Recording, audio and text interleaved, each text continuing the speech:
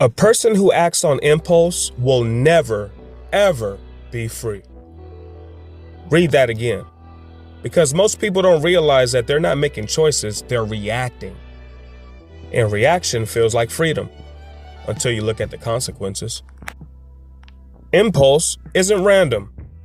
Impulse is emotion without a filter. It's anger, talking before wisdom even shows up.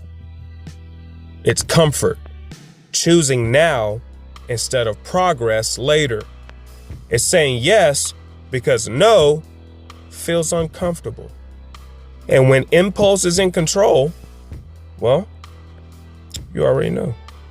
Your life belongs to whatever you're feeling in the moment. We're told freedom means doing whatever we want. We're in the land of the free, man. We're in the land of the free, man. You better get it. This is America, bro.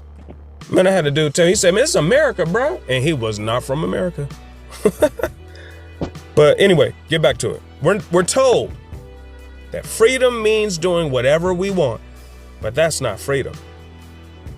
That's being owned by your mood.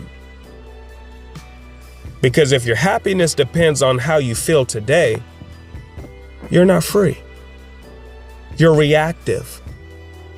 True freedom is being able to pause, sit in discomfort, just sit there, to not obey every urge that passes through your little head. Just sit there. Impulse doesn't just cost money.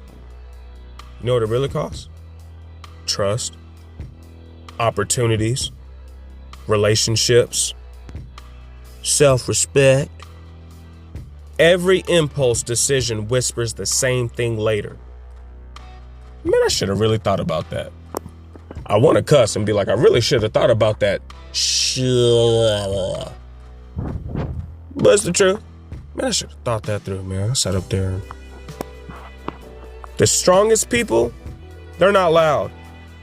They're controlled.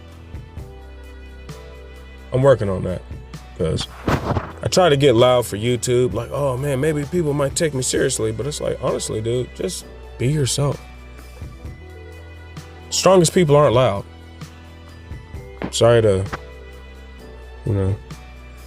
but they're controlled. They don't rush to decisions. They don't explode under pressure. They don't chase every feeling.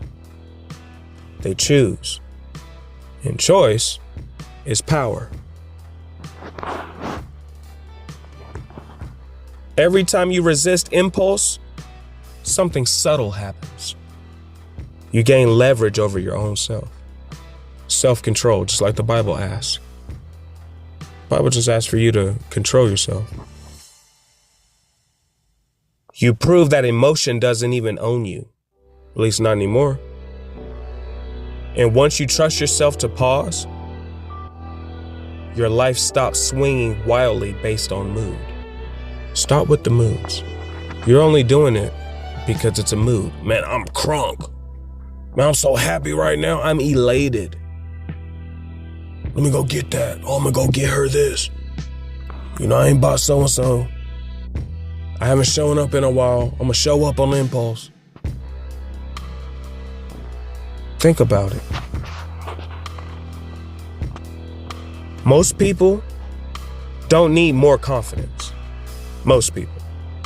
They need fewer impulsive moments.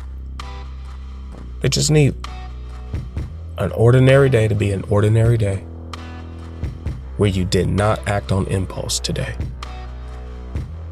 Because chaos doesn't come from lack of intelligence. It comes from a lack of restraint.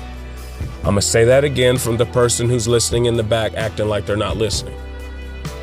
Chaos doesn't come from lack of intelligence. It comes from a lack of restraint. That's how you created chaos. Freedom is waking up without regret. That's real freedom. In fact, I could just stop right here. Freedom is waking up without regret. Freedom is making decisions that you don't even have to explain.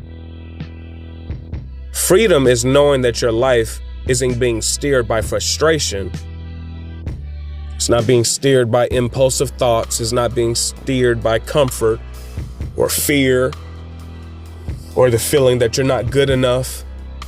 That's freedom. A person who acts on impulse.